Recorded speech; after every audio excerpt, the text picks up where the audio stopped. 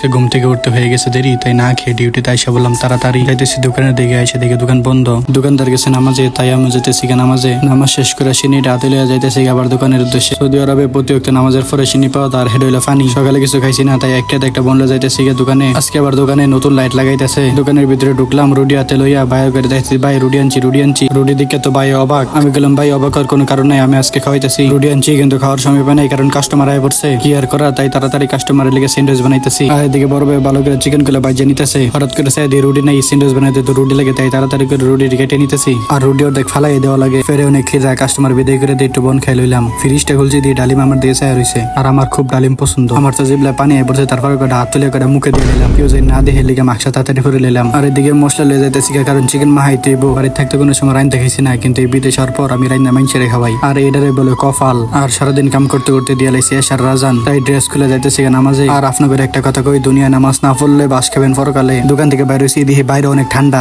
আর ইদানিং সৌদিতে প্রচুর ঠান্ডা পড়ছে। আর এদিকে নামাজ শেষ করে আয় পড়লাম আবার দোকানে। সামনে দিয়ে আবার একটা ক্যানের বোতল, তাই লাত্তে দিয়ে ফেলাই দিলাম। আর আজকের মতো দোকানের বেচা কেনাও শেষ। আর আমার ব্লগটা এই পর্যন্ত শেষ। আসসালামু আলাইকুম।